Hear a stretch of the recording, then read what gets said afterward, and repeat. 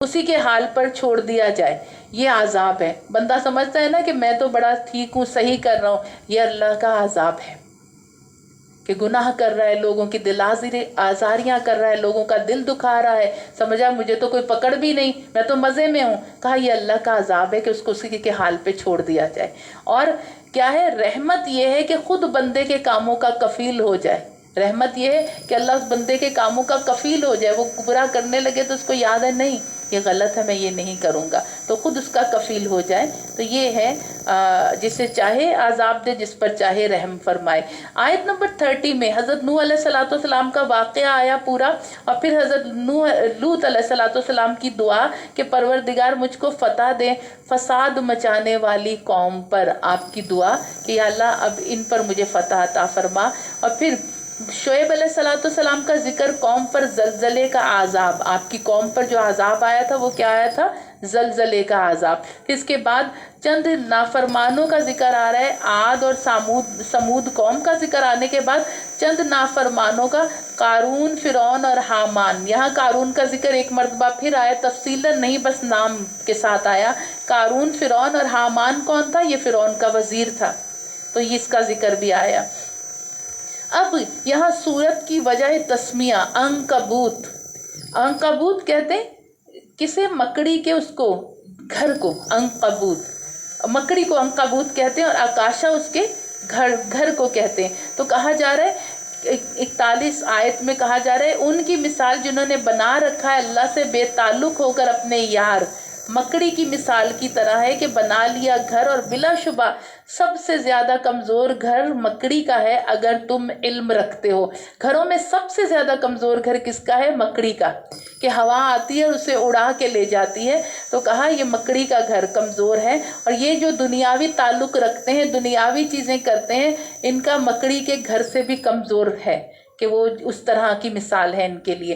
अब यहाँ ये जिक्र करके इसके बाद आयत नंबर 45 में हमारा 21वां पारा भी हमारा साथ ही शुरू हो गया। 20वें पारे का इख्तिताम हुआ और 21वां पारा हमारा यहाँ आयत नंबर 45 में शुरू हो गया।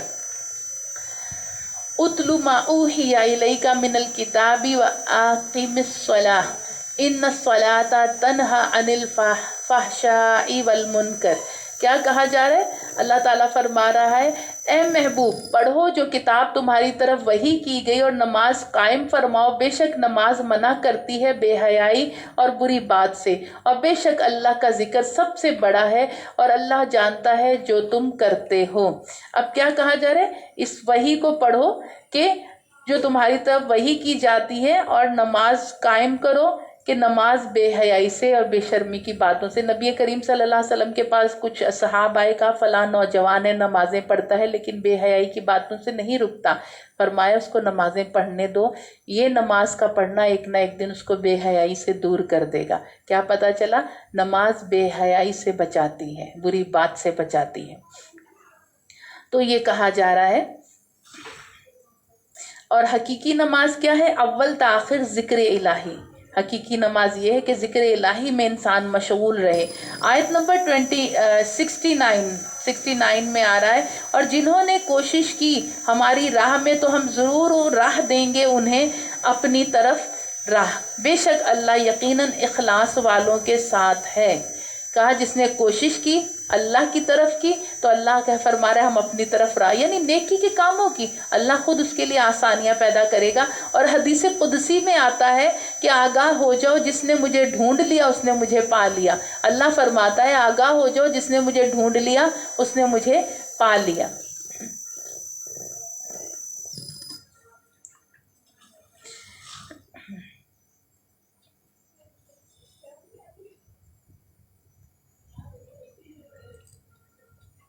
अब इसके कुछ मज़ामीन का खुलासा जो है ऐलान नबूवत के साथ ही मक्के में रहने वाले तैश में आ गए। जैसे ही सरकार ने ऐलान नबूवत करा अहले मक्का तैश में आ गए कि हमारे आबा व अजदाद के मज़हब के सिवा दीन हक़ की ना सिर्फ आवाज़ सुनने के लिए जो है तैयार नहीं, बल्कि इस्लाम के मानने वाले भी इनके गैज़ो गज़ब का निशाना बन गए। इस आजमाइश की घड़ी में مسلمان تو ثابت قدم رہے، جو صحیح العقیدہ، راسخ العقیدہ، مضبوط عقیدے کے مسلمان ثابت قدم رہ کر حق کی خاطر ہر مصیبت برداشت کرنے کے لیے تیار تھے۔ لیکن کچھ مسلمان ایسے بھی تھے جو کفر کی طاقت سے کبھی خوفزدہ بھی ہو جاتے تھے۔ ایسے لوگوں کو بتایا جا رہا ہے کہ انعام کے مستحق تو صرف وہی مردان مجاہد ہیں جو ثابت قدمی سے حق پر جمے رہتے ہیں، اور جتنا امتحان اتنا انعام، جتنا امتحان اتنا انعام۔ انہی لوگوں کے لیے جو آزمائش کے وقت میں بھی استقامت کا مظاہرہ کرتے ہیں۔ اسلام صرف زبانی دعوے کا نام نہیں کہ آپ نے دعویٰ کر لیا آمنا لا الہ الا اللہ، صرف دعوے کا نام نہیں، بلکہ یہ ایک عملی زندگی ہے جس میں کبھی خواہش نفس اور کبھی دنیا جہاں کی خواہشات کے خلاف میدان میں ثابت قدمی کا مظاہرہ کرنا پڑتا ہے، آپ کو اپنے کردار سے دکھانا پڑتا ہے۔ تو اہل مکہ ان نوجوانوں سے جو رسول اللہ صلی اللہ علیہ وسلم پر ایمان لا کر 1000 جان سے قربان ہو رہتے تھے، کہتے تھے کہ دیکھو تمہاری کتاب قرآن ہی میں تو والدین کی فرما برداری کی بھی بات لکھی ہوئی ہے، لہٰذا ہم تمہیں کہتے ہیں کہ محمد صلی اللہ علیہ وسلم کے مذہب کو چھوڑ دو۔ تو اسلام میں داخل ہونے والوں میں کو بھی بڑے بڑے سردار کہتے تھے کہ تم ہماری بات مان لو، دین حق کو ترک کر دو، اگر کل قیامت کے دن اللہ نے تم سے باز پرس کری تو ہم جواب دے دیں گے تمہاری طرف سے معاذ اللہ ثم معاذ اللہ، اور کہیں گے ان کا قصور نہیں، ہم لوگوں نے ان سے کہا تھا کہ دین اسلام چھوڑ دو۔ یعنی آپ دیدہ دلیری دیکھیں ان لوگوں کی کس طرح کی گستاخیاں۔ اور کیا ہے آگے اس صورت میں مسلمانوں کو آگاہ کیا گیا کہ تم سے پہلے جو انبیاء تشریف لائے اور ان کے ماننے والے گزرے، ان پر تم سے بھی زیادہ سخت امتحان آئے اور بڑی مدت تک ان کو ستایا گیا، لیکن بالآخر اللہ کی مدد ان کے لیے آئی۔ اسی طرح تم بھی ثابت قدم رہو، اللہ کی مدد آ کر رہے گی۔ مسلمانوں کو بتایا گیا کہ اگر کسی جگہ تمہیں خدا کی عبادت سے روکا جا رہا ہے تو اللہ کی زمین وسیع ہے، جہاں خدا کو سجدہ کر سکو وہاں چلے جاؤ۔ یعنی ایسا نہیں یہاں روکا جا رہا ہے تو تم جہاں جا سکتے ہو آسانی سے عبادت کر سکتے ہو وہاں چلے جاؤ۔ آخر میں بتایا گیا کہ یہ لوگ دنیاوی لذتوں، حرص و حوث، غرور و گھمنڈ میں مبتلا ہیں اور اللہ کے ساتھ شرک اور رسولوں کا انکار ان کا شیوا، ان کی عادت ہے، اور یہ اپنی دولت پر طاقت پر نازاں ہو کر دنیا کو دائمی گھر سمجھ بیٹھے ہیں، ہمیشگی کا گھر سمجھ بیٹھے ہیں۔ دنیا کی حقیقت تو بڑی کمزور ہے۔ تم نے اپنے خیال میں جن عقائد اور اعمال کو مضبوط سمجھ رکھا ہے وہ تو مکڑی کے جالے سے بھی کمزور ہے، جو معمولی چوٹ بھی نہیں برداشت کر سکتا اور ختم ہو جاتا ہے۔ تو اسی طرح تم اور تمہارا مادی سامان و لشکر وغیرہ خدا کی ایک برچھی برداشت نہیں کر سکیں گے اور ختم ہو جائیں گے۔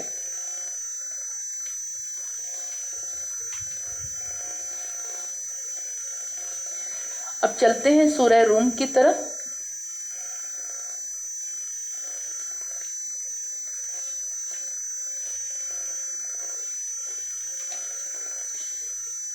سورہ روم جو ہے یہ بھی مکی صورت ہے، 60 آیتیں ہیں، 6 رکوع ہیں، اور سورہ روم کی ابتدا غلبے اور نصرت کے ذکر سے کی گئی جو اللہ کی راہ میں جہاد کرنے سے حاصل ہوتا ہے۔ اس صورت میں توحید کے دلائل کو تفصیل کے ساتھ بیان فرمایا گیا ہے۔ مکی صورت ہے تو توحید کے دلائل دیے گئے ہیں اس میں، اور اس کا جو صورت کا جو آغاز ہے یہ ابھی حروف مقطعات سے ہو رہا ہے سورت کا آغاز۔ اچھا ہم تھوڑا سا اس کے مضامین دیکھتے ہیں اور پھر اس کے بعد اس پر بات کریں گے۔ اسلام کے ابتدائی دور میں مکے کے جو مشرک تھے اپنے آپ کو فارس کے مجوسیوں کے قریب سمجھتے تھے، کیونکہ مشرکین مکہ بھی جو تھے وہ کافر تھے، اور فارس میں رہنے والے جو مجوسی یعنی آتش پرست تھے وہ اپنے سے قریب انہیں سمجھتے تھے کہ ہم ان کے ساتھ ہیں، اور اسی طرح مسلمان اہل کتاب کو آسمانی مذہب اور کتاب پر یقین رکھنے کی وجہ سے اپنے سے قریب سمجھتے تھے۔ تو اب یہ دو حمایتیں تھیں۔ اسلام کے ابتدائی دور میں ایران کے آتش پرست بادشاہ اور روم کی عیسائی حکومت کے درمیان زبردست جنگ ہوئی، اور اس جنگ میں اہل فارس رومیوں پر غالب آ گئے۔ اہل فارس پھر سے یاد رکھیں آتش پرست ہیں اور رومی عیسائی ہیں، رومیوں پر غالب آ گئے۔ یہ خبر جب مکے پہنچی تو مشرکین مکہ بہت خوش ہوئے اور مسلمانوں سے کہا کہ ہم مسلمانوں کو نیست و نابود کہیں گے۔ مسلمانوں کو رومیوں کی شکست سے دکھ ہوا، پھر رومیوں کو ایسی شکست ہوئی تھی کہ ان کے دوبارہ سر اٹھانے اور کامیاب ہونے کی کوئی سبیل نظر ہی نہیں آتی تھی۔ اور شام، مصر، ایشیا، کوچک وغیرہ تمام ممالک ان کے ہاتھوں سے نکل گئے تھے، رومیوں کی سلطنتیں نکل گئی تھیں ان کے ہاتھوں سے۔ ظاہری طور پر رومی حکومت کی کامیابی کی اب کوئی امید نظر نہیں آتی تھی، اور اسی دوران قرآن کریم نے پیشن گوئی فرمائی کہ 9 سال میں پھر رومی غالب آئیں گے۔ قرآن کی پیشن گوئی آگئی، سورہ روم اسی صورت میں نازل ہوئی۔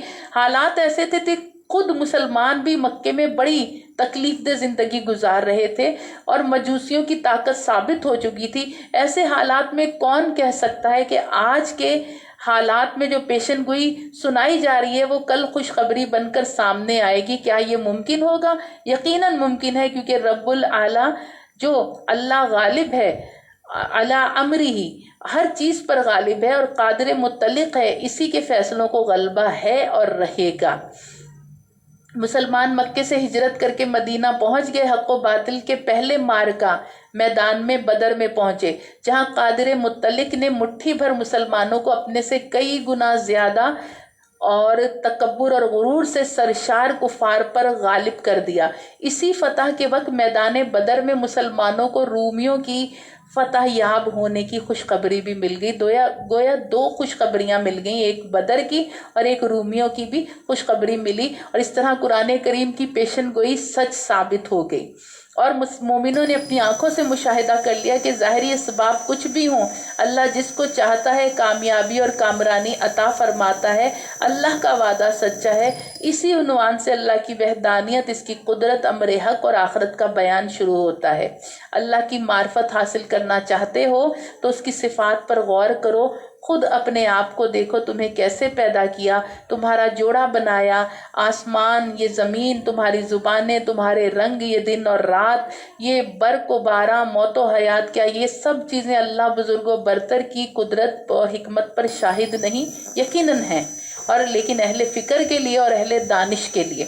اور جب پیغام حق نگاہوں سے اوجھل ہو جائے تو انسان مقصد حیات کو بھول جاتا ہے، اور یہ عمل انفرادی طور پر ہر ایک فرد کے لیے نقصان دہ ہے، اور اگر اجتماعی طور پر اس کا مظاہرہ ہو تو یہ کام سب کے لیے نقصان کا باعث بن جاتا ہے۔ معاشرے میں تفریق، جھگڑے اور فساد کے راستے کھل جاتے ہیں۔ اللہ کو تو وہی لوگ پسند ہیں جن کا رخ اللہ کی طرف ہے، جو اپنے فکر و عمل سے اس سے رہنمائی کے طالب ہوتے ہیں۔ اللہ بھی ان کی مدد فرماتا ہے، لیکن جو لوگ حق کی نشانیاں دیکھتے ہیں پھر اللہ پر ایمان نہیں لاتے، قرآن سنتے ہیں یقین نہیں کرتے، اور ان کے دل مردہ ہیں، یہ اپنا ہی نقصان کرتے ہیں۔ رسول کریم صلی اللہ علیہ وسلم سے کہا جاتا ہے آپ صبر کریں، انجام کار آپ کی تعلیمات کی روشنی ہر چہار سو پھیلے گی۔ اب یہاں اس کی چند آیتیں، آیت نمبر 1 الف لام میم حروف مقطعات، آیت نمبر 2 ہار گئے رومی، یعنی اب یہ کہا جا رہا ہے رومی ہار گئے۔ آیت نمبر 3 میں قریب کی زمین میں، اور وہ اپنی ہار کے بعد ضرور جیتیں گے، یعنی اب کہا جا رہا ہے ہار کے بعد۔ اب یہ کون سا دور؟ ہم نے جیسے پہلے بتایا مکے کا درمیانی دور تھا، جب کافروں کے ظلم و ستم مسلمانوں پہ بہت شدید تھے، تو کہا ان قریب وہ اپنی ہار کے بعد جیتیں گے۔ آیت نمبر 4 چند سال میں اللہ کا حکم ہے پہلے اور پیچھے، یعنی چند سال میں اللہ کا حکم ہے۔ اس دن خوش ہو جائیں گے ایمان والے، جس دن رومی جیتیں گے ایمان۔ ایک تو بدر کی فتح، اور میدان بدر میں یہ خوشخبری ملی کہ رومی بھی غالب آ گئے، تو ایک وہ فتح۔ ایک قول کے مطابق وہ شہر اردن اور فلسطین تھا۔ خسرو پرویز نے شہریار اور فرخان کے، اس کے 2 امیر تھے، ان کو بڑے لشکر کے ساتھ بھیجا، اور ملک روم سے انہوں نے کچھ فتح کر لیا اور رومی شکست کھا گئے۔ حضور پاک صلی اللہ علیہ وسلم کے مبعوث ہونے کے 9ویں برس میں خبر مکہ پہنچی تو کافر خوش ہو گئے اور مسلمانوں سے بدخواہی سے بولے کہ تم اور نصارہ اہل کتابوں، ہم اور فارس دونوں امی ہیں، تو روم پر فارس کے غلبے سے ہم یہ فال نکالتے ہیں کہ ہم تم پر غالب ہو جائیں گے۔ اور تو اللہ نے یہ آیت نازل فرمائی، یہ آیت اللہ نے نازل فرمائی کہ چند سال میں اللہ کا حکم ہے۔ اچھا اب ہوا کیا؟ اب یہاں شرط لگی حضرت ابو بکر صدیق اور عبداللہ بن ابی بن خلف اس کے درمیان کہ کہ کیا ہوا کہ شرط یہ لگی کہ رومی جو ہیں وہ جیت جائیں گے. حضرت ابو بکر صدیق نے یہ کہا. اس نے جب یہ کہا کہ ہاریں گے مزید، تو کہا نہیں جیت جائیں گے. تو اب جب شرط لگائی تو سال کا تعین نہیں ہوا تھا کہ کتنے سال میں یہ جنگ جیتیں گے. تو اب آپ نے تھوڑے سال کا کہا کہ اتنے سالوں میں جیتیں گے، تو حضور پاک صلی اللہ علیہ وسلم نے فرمایا سالوں کی مدت بڑھا لو. تو حضور سے مشورہ کرا، مدت بڑھا لو اور تعداد، تو مدت 9 برس اور تعداد 100 اونٹ. پہلے جو تھی مدت 3 برس اور تعداد 10 اونٹ تھی. پہلی شرط. اچھا سب سے پہلے ایک چیز، شرط لگانا اسلام میں جائز نہیں. نمبر 1، ابو بکر صدیق سے ابی بن خلف نے لگائی شرط، پہلے 3 سال اور 10 اونٹ. کیوں؟ اچھا اس کا بھی نتیجہ نکلے گا، لیکن نبی پاک صلی اللہ علیہ وسلم سے مشورہ کرا کہ میں نے کہا کہ 3 برس کے بعد رومی غالب آ جائیں گے. تو حضور نے فرمایا مدت بھی بڑھاؤ اور تعداد بھی بڑھا دو. مدت کر دو 9 برس اور تعداد کر دو 100 اونٹ، کہ 9 برس بعد رومی غالب آئیں گے اور 100 اونٹوں کی شرط. اب یہ شرط تو لگ گئی. اور پھر یہ جنگ بدر کے موقع پر جب مسلمانوں نے کفار قریش پر غلبہ پایا تو فارسیوں پر رومیوں کے غلبے کی خبر پہنچی. پہلے قول کے مطابق حضرت صدیق نے 100 اونٹ ابی بن خلف سے لیے، یعنی آپ شرط جیت گئے تھے.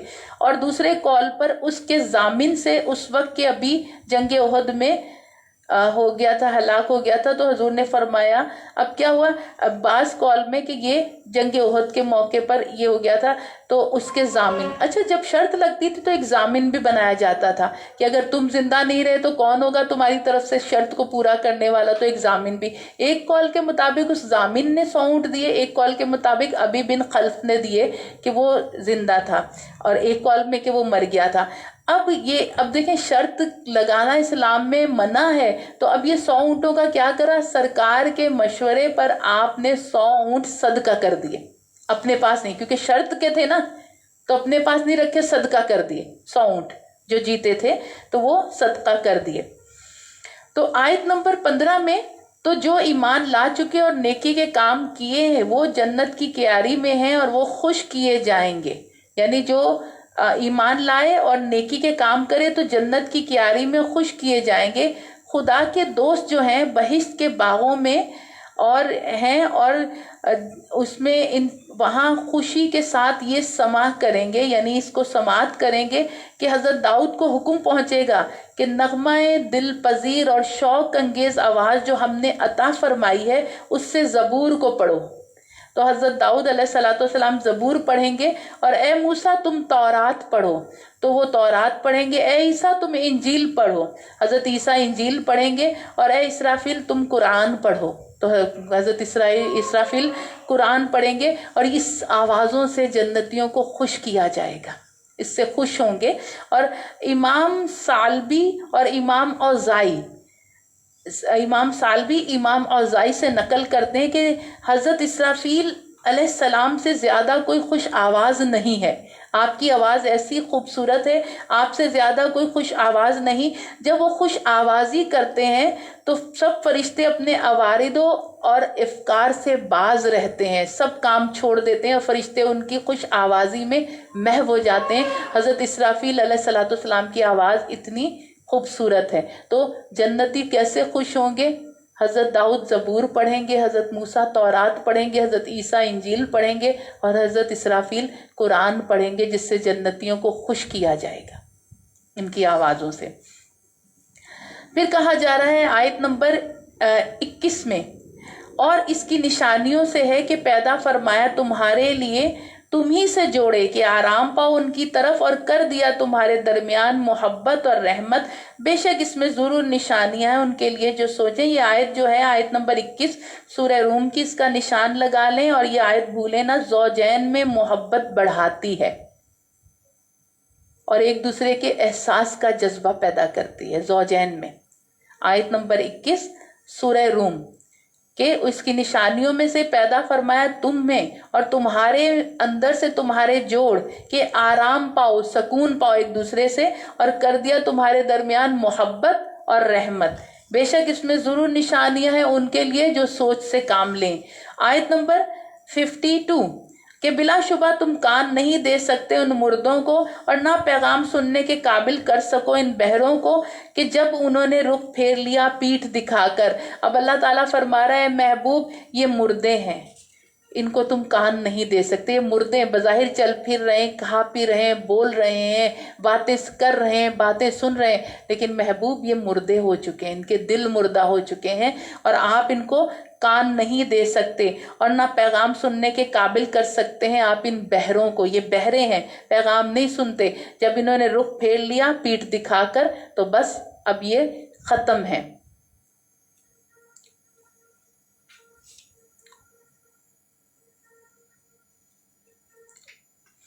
یہاں تک ہمارے سورہ روم کے مضامین بھی مکمل ہو گئے الحمدللہ۔ سورہ لقمان ہم نے آج کرنی پر ٹائم کافی ہو گیا تو آج ہم ادھر تک کی چھوڑتے ہیں، سورہ لقمان ہم کل کریں گے انشاءاللہ۔ وآخر الدعوانا الحمدللہ رب العالمین وصدق اللہ العظیم۔